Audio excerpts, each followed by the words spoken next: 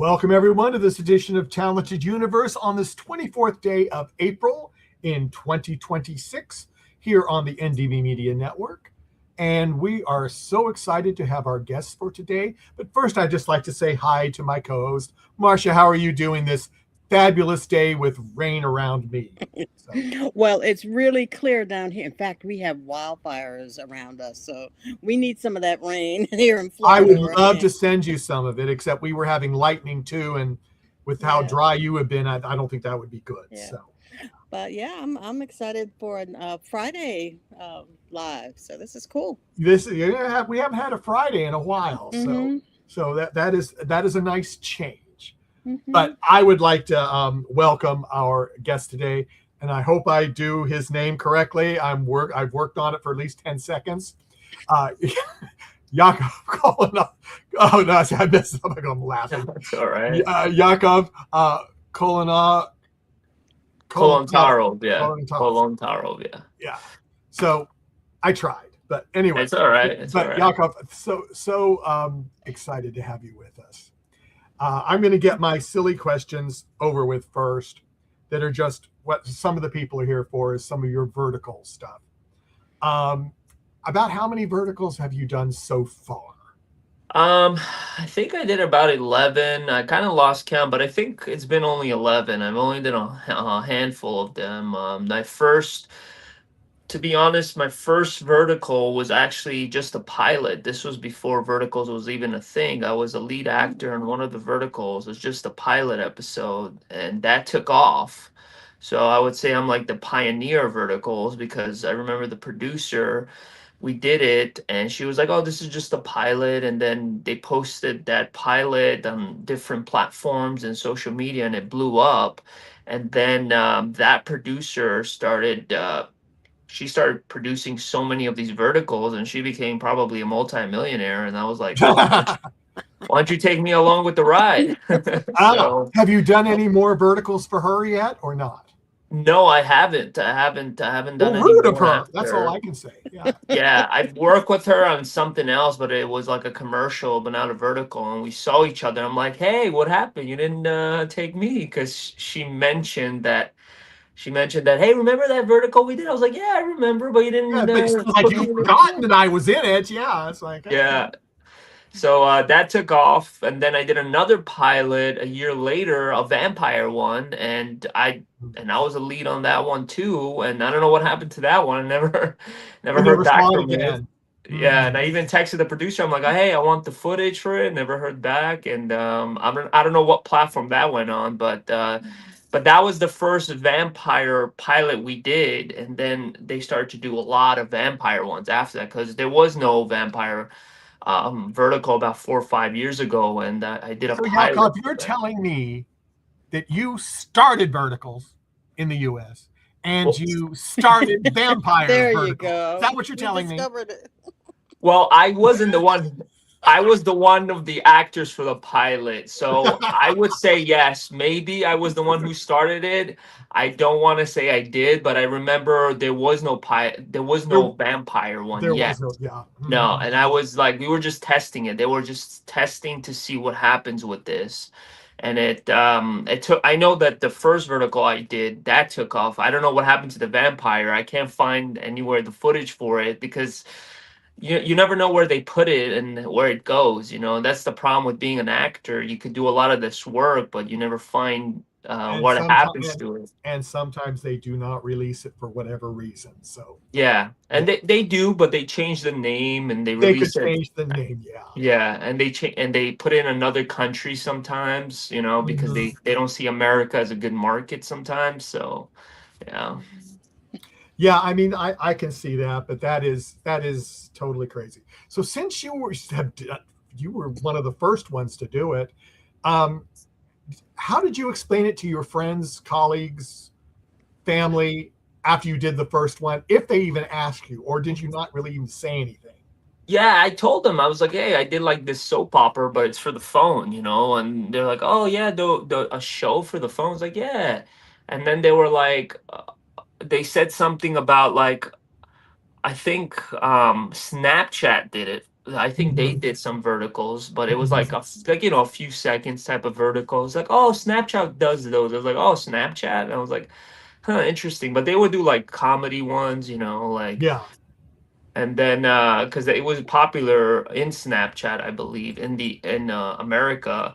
So I was like, yeah, I guess it was similar to the Snapchat one. But then 2 years later, I got casted in a couple of verticals as the lead back to back. Like 2 years or 3 years ago, I did back to back lead verticals in 1 month. And the reason I did that one was because one of the actors, I guess they fired him the same day. And they called me and they said, hey, somebody recommended you to come to set. And I was like, okay.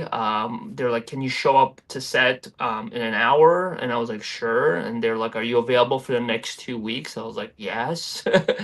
So I showed up, and apparently while I showed up, they were escorting one of the actors out of set, and he was on handcuffs.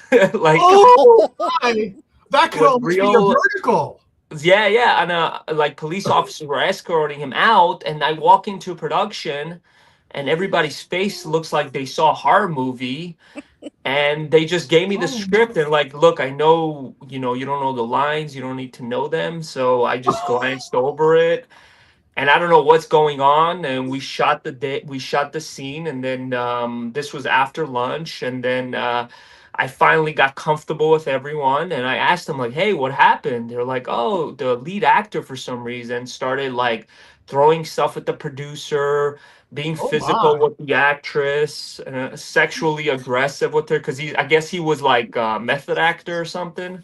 I was like, oh, interesting. So the producer called the cops on him, and they said that he wasn't like that in rehearsal. He seemed normal, but today he seemed like he was off the rocker. So I was like, okay. Wow, that's really scary, actually. That, Yeah. I mean, that is really scary. Um, on that note, I'm going to go to Marcia. I just Thanks, can't get over Michael. I think, but no. Hi, hi, that. Echo. We love behind the scenes stuff. That's so cool. So I like to start in the Wayback Machine. You may notice on my corner here, I have Mr. Peabody and Sherman, who were an old cartoon, and they put a coin and they go in the Wayback Machine. So we're going to go in your Wayback Machine for a little while.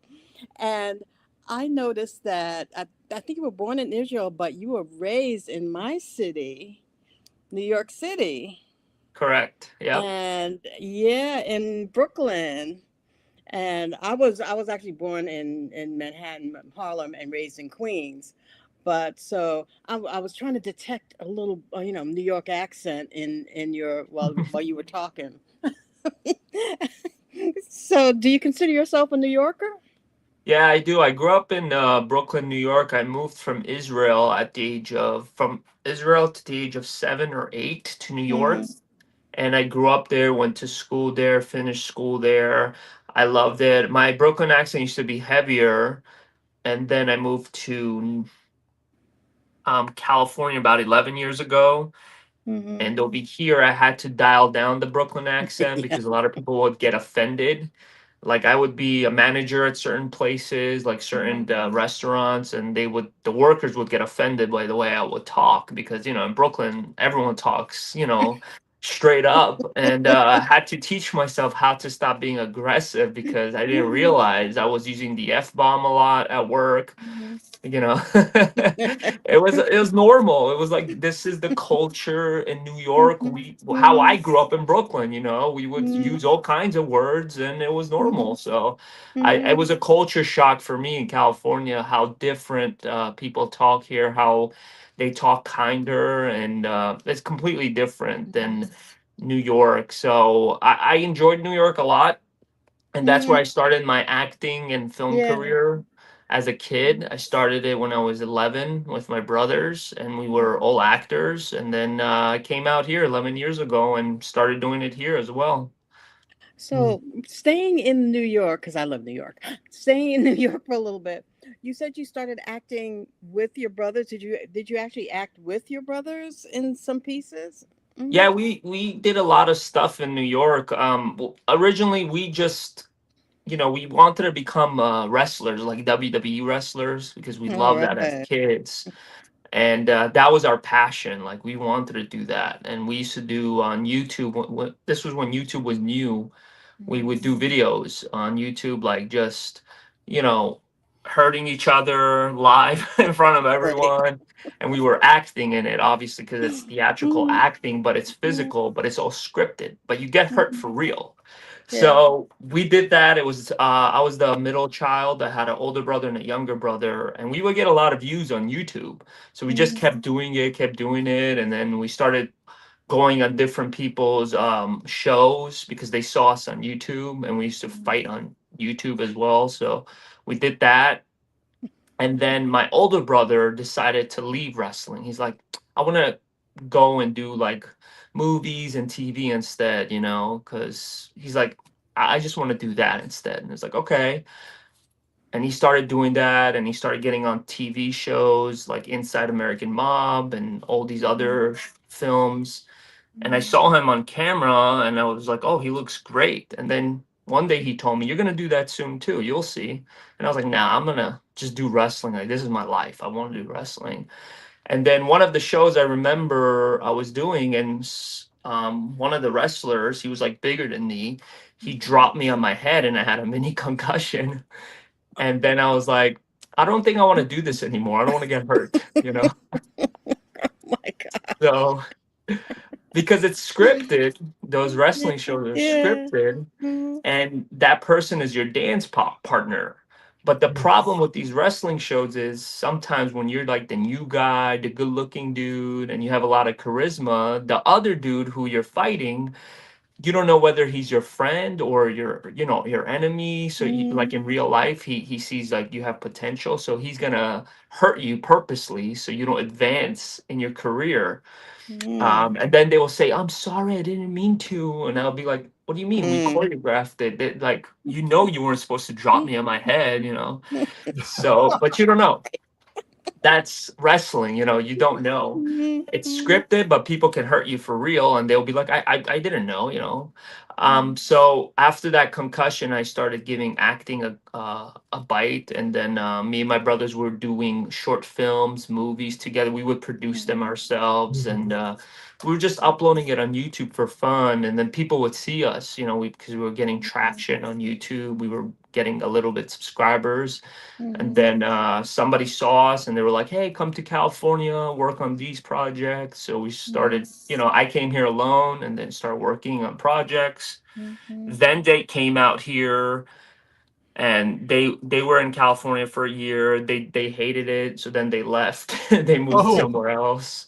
So I'm here alone now doing this. But it was we did a couple of shows together. The Mhm. cool thing is we all got on Netflix as brothers on the show I Think You Should Leave. It's on Netflix by Tim Robinson. They casted all three of us as like the real Mhm. brothers, the funny waiter brothers. So that was Mhm. cool that we got to be all together on Netflix, and they were in California then less than a year, and we got on that show. So and that was Mhm. fun.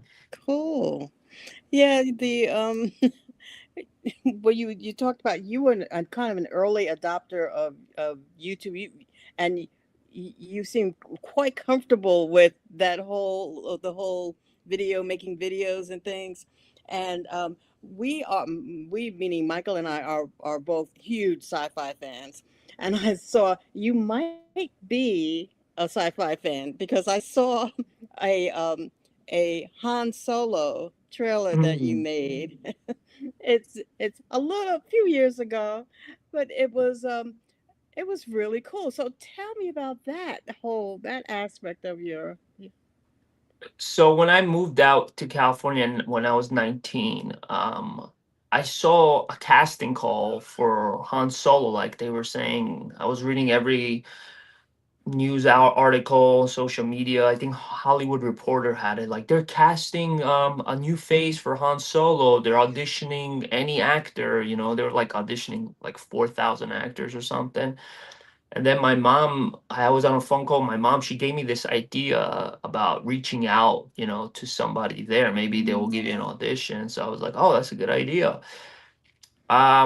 And I didn't have an agent at the time, so I was like, how am I going to get an audition from, Disney? That's impossible. Mm. So at the time, I was like, you know what? I'm going to create a great fake management company. I created a fake management company. It was called the Ross Management or something like that. And this is when the time when Hollywood, they leaked out all Hollywood's emails on WikiLeaks at the time. So there was a lot of access to the, Disney, to all these big productions. So I reached out as a manager. I emailed like 10 Disney people, and I said, yeah, I look like a young Han Solo. Like, here's some pictures Yeah. of me and Harrison Ford. And then, somebody sent my email over to the biggest casting director of Disney, and she saw it and she responded back and she was like, Nice. most of the people you contacted are already gone. You shouldn't be doing that. That's not professional, but we'll give your client an audition. So I was like, okay, cool. So I did an audition for that. And then I got a call back, but I didn't get the role. The other dude did. The guy, I think he's Yeah. related to Steven Spielberg. I think it's a nephew. Okay. Um, so he Yeah. got the role. 2 years later, I was like a manager somewhere, and then I saw him. He came to the shop I was managing, and he's really short. The dude is really short. So I saw him like, hey, dude, like I auditioned for the same role as you, and he was nice and enough, and we were like joking. And then a week later, he came back, and he was all drunk. He was making a whole scene, and it was funny just to see him there. But yeah, that was my experience with the Han Solo. I really wanted that role because I knew everything about Star Wars. I knew everything about Harrison Ford. I saw all his movies. I'm a big fan of him and his work. So I really wanted it, but unfortunately never happened. Okay, with that, I'm gonna toss it back to Michael. Yeah, I figured you might. Um, are you just a Han Solo fan, or are you just a Star Wars fan in general? I like Star Wars and Han Solo. I like the whole, creation of how Hmm. George Lucas created these characters and these worlds before, they never had movies like these before. So I was like a big fan and I wanted to be part of that universe. And also because I learned so much about Harrison Ford, and I wanted to, play something he played in the Hmm. past. Hmm. I thought he's like a really interesting Hollywood dude, who was like, he would just walk into auditions, didn't care if he got it or not. He just watching his interviews, he's like, I don't care if I get it or not. I have a job, I have a family, and he just unexpectedly got Han Solo. He wasn't even supposed to be Han Solo, but he got it because he was in the reading room for like a whole month reading for the character, and then they just gave him the role, but he was literally hired to read for the role. That's it. So I Hmm. always found that cool. I was like, oh, that's cool. I want to play Han Solo because I studied Harrison Ford. Maybe I could bring something different, but you know, they go with whoever they want to go with. So that's the industry, unfortunately. Yeah, they do. Some of them, they've got preconceived notions of what they want, and if you fit it, you're in. So Exactly. yeah. Now I'm going to talk now. I'm gonna. There, I was very intrigued when I was looking at your IMDb, and I even told Marcia. I said, Marcia, you need to see this thing that he did. And I don't know if she ended up seeing it or I not. did. You did? Okay. Um, let's see. Now I'm trying to remember it. Now, see, now the name is gone from me. Chris Quanner. Oh Chris yes. Connor, the hero. I mean, I was looking at that and I was going, okay, what is this about? Where is this going? And oh, this is only part one. Yeah. You have not done any more of that, have you? Or have I missed it? No, so that movie I wrote when I was really young. I was like 16 when I wrote it. I wrote a movie. I wrote a 192-page movie, and I have rewrote it many, many times. And I actually, before I moved to California, I got this consultant that had some money at the time, and I hired a consultant, and he was John. I don't know if you guys know who John Peter is. He was the guy who created the first Batman. Not created him, but produced the first Batman with Tim Burton. He was the producer Hmm. of that, and he also did the other Tim Burton projects. So somehow I found his son, Christopher Peters, and he was a consultant. And I showed him my idea, paid him some money, and he was like pitching it around. And it was going to different A-list actors because I don't know how it works now, but back in the day it was like to get a movie that's $20 million, You you need have to to. have a big, yeah. Exactly. A studio wouldn't do a movie under $20 million back in the day. So he was pitching it to a lot of A-listers. They went through Liam Neeson, they went through Bruce Willis, but they both passed on the project because Bruce Willis was like booked for the next 10 years for different projects. So there was no way we could get him, but we still Mhm. pitched it. Mel Gibson held the script for like 10 months. Apparently, he liked it a lot, but then he decided not to do it because he wanted to do his own movie, directing his own movie at the time. So he decided to pass on it.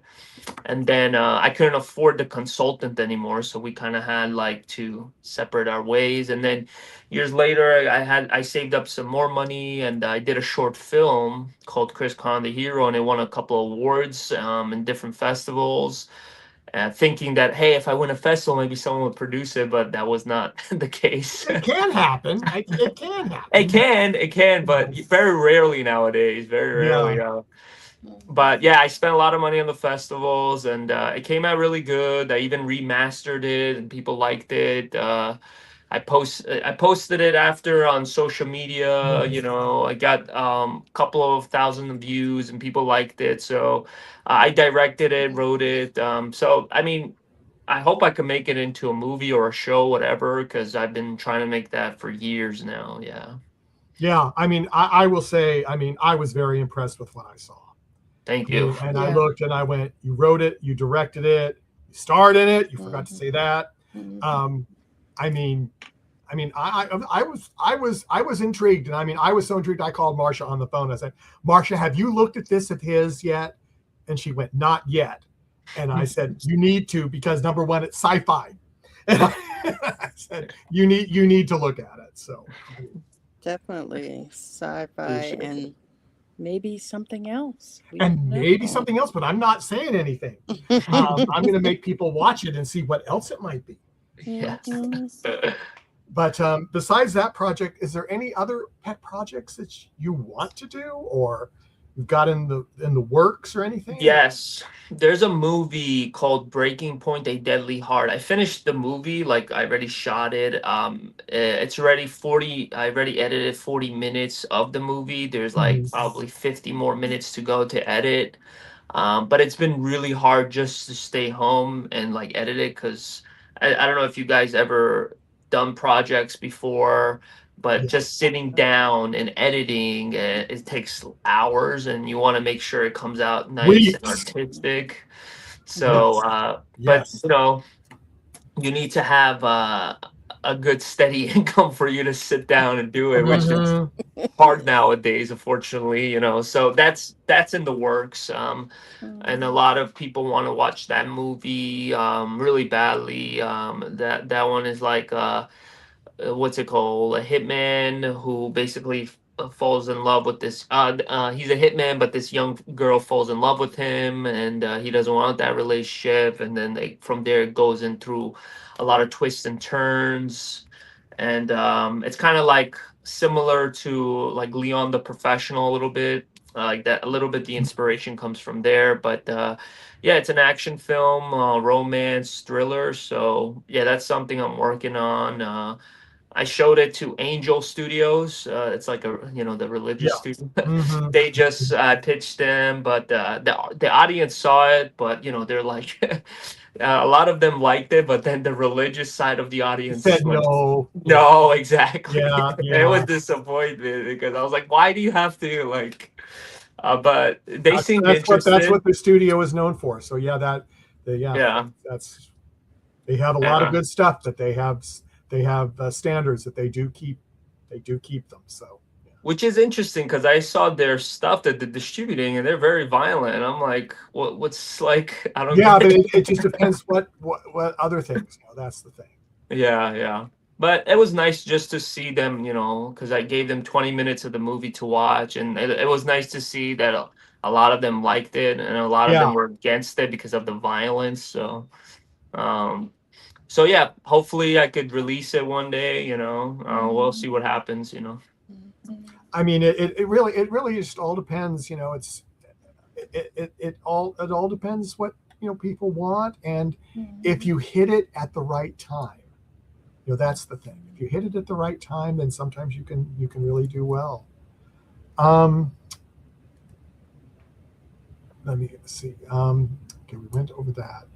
Uh, I know, Aisha, I want to throw up this comment. When we were talking about when you were talking about you didn't get those other jobs from the people that you'd worked with. She said, "Forever the bridesmaid, never the bride." Sounds just like me. Yeah. So I forgot to put that up when she was on, but it's like, yeah. I mean, it was funny, but I know I don't think she's still watching, but I know she would ask you this. Have you thought of doing voiceover work, or have you done voiceover work? I've auditioned many times for voiceover stuff, but never got booked on it. I mean, I've done voiceover stuff for like different type of products, for Mm-hmm. different Yeah. studios, but never Mm-hmm. like a film or TV. I've auditioned many times. I think the market of that is crazy right now. Yeah. And I think they found the people they love for voiceover. There's only like very few actors that do it all the time, and they're keeping those actors. So I don't know. I've done it, and I'm always open to it. Why not? But I've never got a lot. I've auditioned many times and never booked it. Yeah. But never booked it. Yeah, that's a Yeah. shame. I mean, the we've had a couple of voiceover actors on the show, and they do say that it's tough to break in. It's tough to break in. But like Yeah. you said, if they like you, you got a job. Yeah, and a lot of them, the good ones, they have good agents that get it, Mm-hmm. fight for them to get the role. Mm-hmm. And fortunately, I don't have that agent. But yeah, I mean, it's always fun to do voiceover stuff, and it's an easy job. It's not really hard. All you do is like say whatever line with a different emotion, and Mm-hmm. Mm-hmm. yeah, for a couple of hours, and then you're out. And you're out. Yeah, I know. It's very different than other things. Correct, correct. Yeah. Yes. Marsha, I'll throw it back over to you for a few minutes. Okay. Well, talking about verticals, I have to mention my janitor dad is the final boss, where you play a villain. Hmm.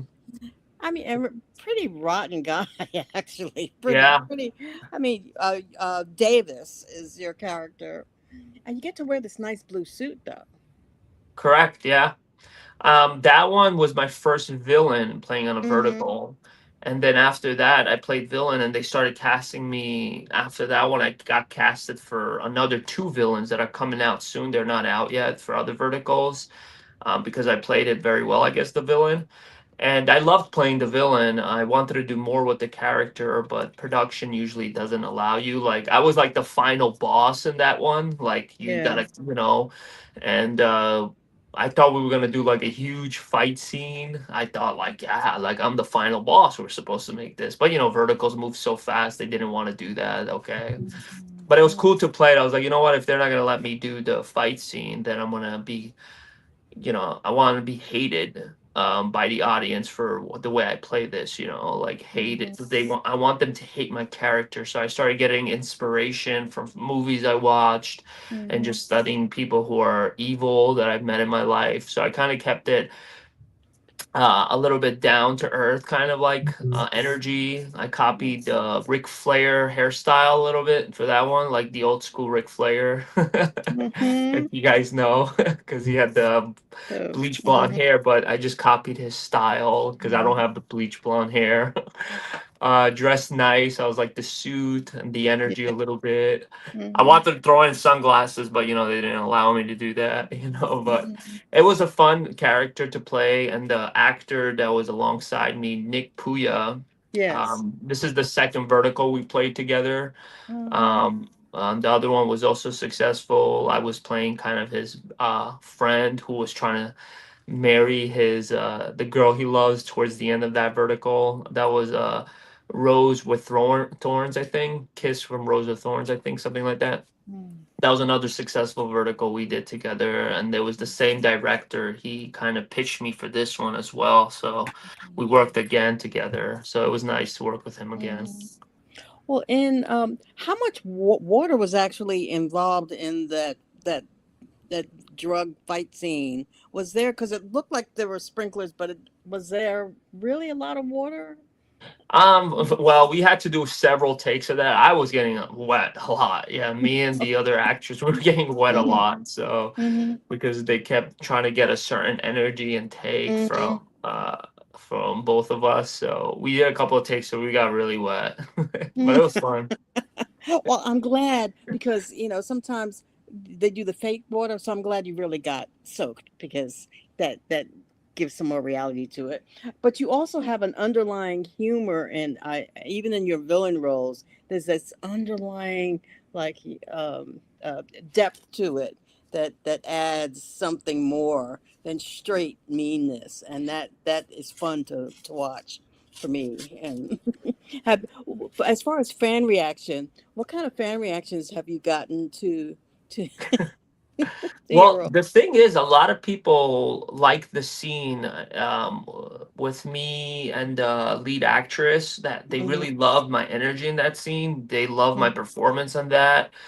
One of the comments I got was, "How dare you upload a clip like this, just showing what you're doing to a girl? Like, you should take down this clip." Like, one of the fans were really upset, I guess, vertical fan. So I responded, I'm like, I'm just an actor doing my job, showing my performance. That was my mhm. response.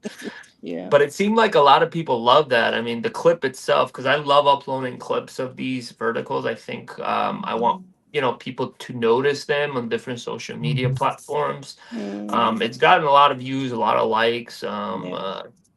The that performance, I think a lot of people liked a lot. Hmm.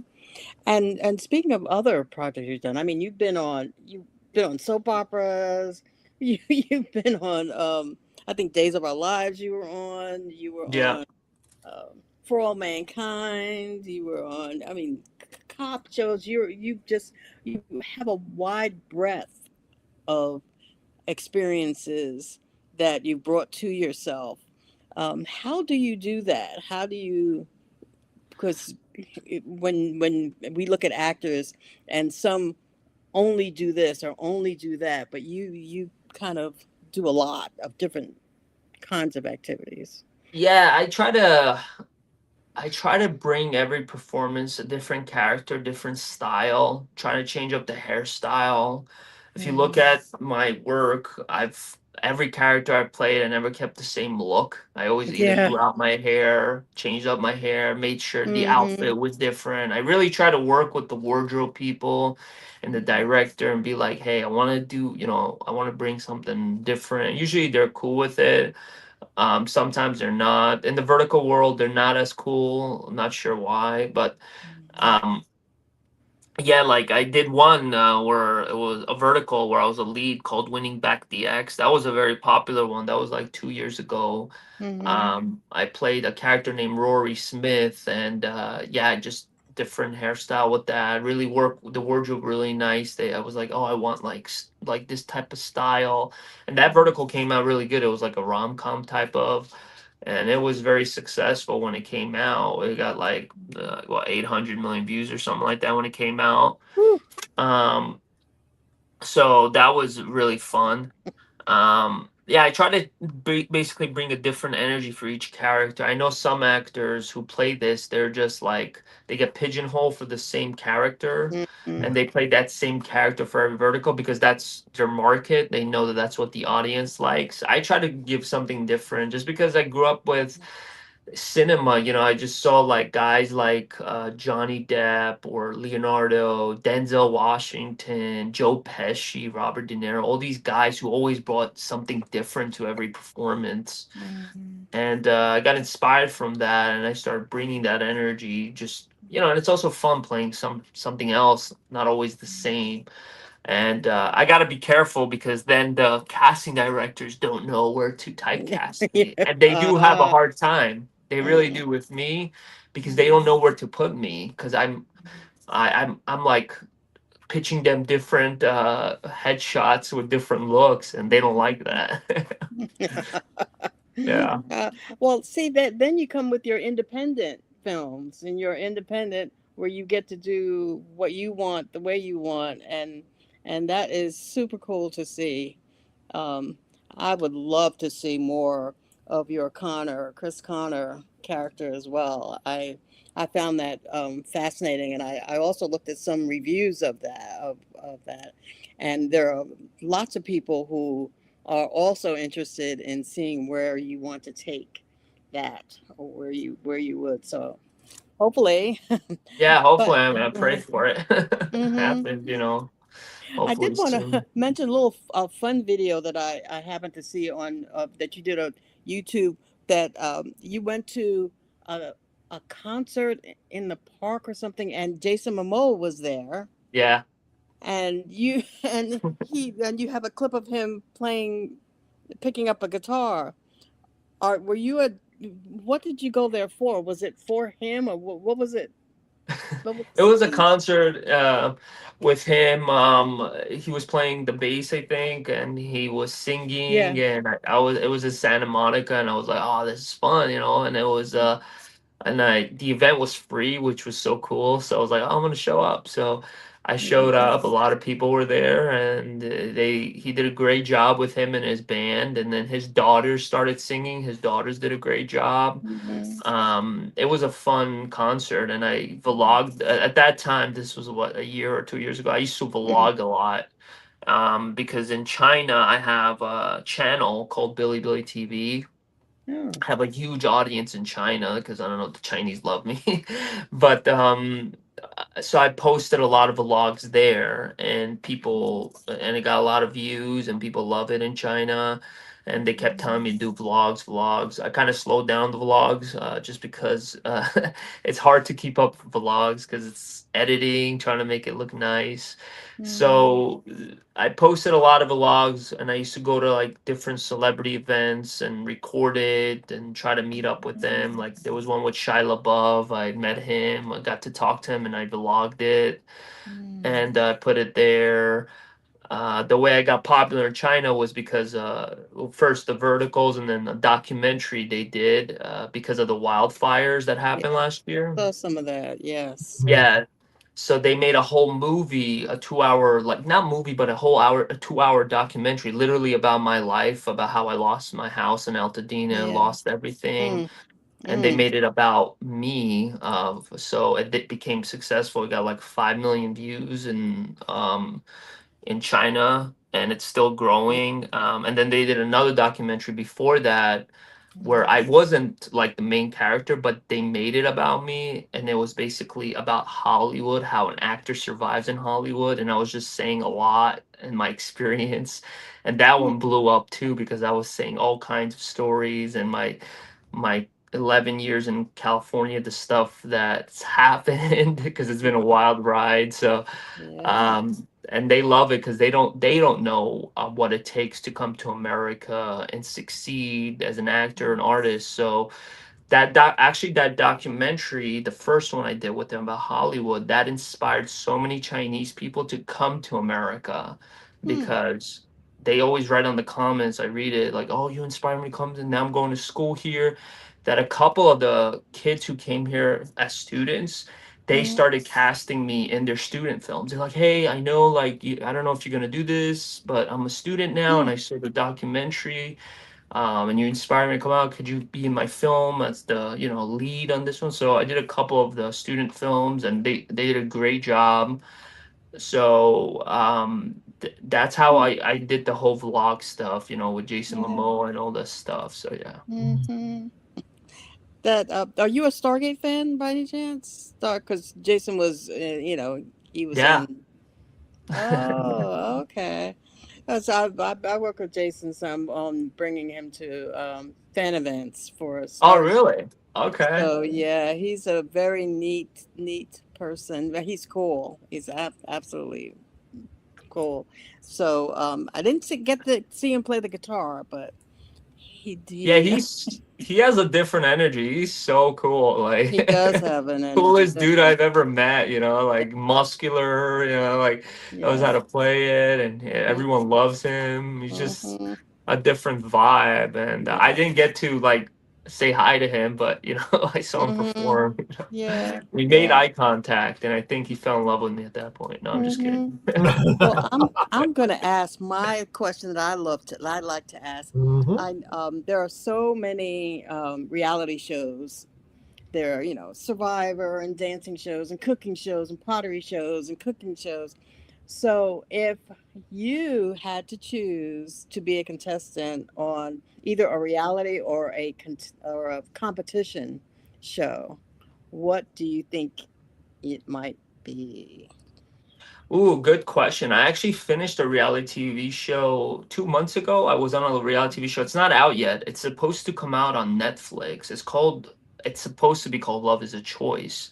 Oh. I'm not, I don't know if even allowed to talk Well, about then don't this. talk about. We don't want to get you in trouble. So. No, no, I don't think I'll get in trouble because I saw a couple actors announce it. So I was like, okay. Oh, Oh, okay. okay. Yeah, yeah. So I think I should be fine. But it's supposed to come out. I'm not sure when, but I was like Mhm.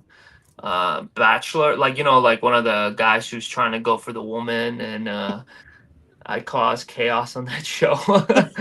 They really loved Somehow me. that doesn't surprise me.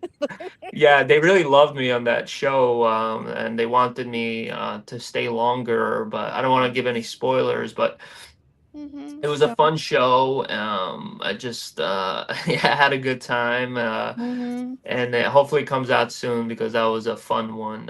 So that one. As far as Okay. reality TV show goes, I, there was supposed to be another one by Warner Brothers that never followed through 7 years ago. Hmm. It was supposed to be basically they casted me, but then I guess Warner Brother went through a different management. They changed owners. That one was supposed to be about following Hollywood actors every day, like what they're going through the Uh, audition process. Yeah, and that's we did like neat. a pilot for that one. And Hmm. nothing happened. Nothing. I guess I don't Yeah, know. like you said, you never know. Yeah, I thought that would have been cool. Like I want that. That Yes. would have. Yeah, that was before the Hmm. whole live streaming and you know Hmm. the whole big podcast world that hit big. I thought that would have been cool, just being followed around and just Hmm. showing my daily life in Hollywood. Like going to Because the whole castings and things like that, and going to. exactly, it would have. I Mhm. thought it would have been cool. I really Mhm. loved it. I did a pilot about me talking about the Han Solo story, and they loved it. But I guess they changed ownership and they just scrapped the Mhm. project. So Mhm. that's the type of reality TV show, like the real one where they follow Neat. me around. Thank you. Okay. And one last thing is I like you on westerns too. So there you Yeah, go. yeah. I've auditioned. I did one called Wild West Chronicles. Yes. Yeah, and then I just did another audition for them a month ago. I don't know if they're gonna choose me, but yeah, Mhm. All as one right. of the supporting roles. So Okay. Thank you so much for being with us today and letting us follow you around a little bit virtually in your life. It's been super fun, and maybe we can convince you to come back, eh, Michael? absolutely, Yeah, I anytime. would love to have him back. But That'd be- yeah, so thank you very much for coming. I want you to stay on after we go off the air. I want to ask you something off air. Sure. But everyone, thank you all for coming. Please like and subscribe, follow, and Mhm. underneath there, we've got all of his links, and you can contact him there. You can look at his stuff, especially on YouTube. And we will all see you again next time. Bye bye. Bye, Thank you so buddy. much. Have a good one, guys.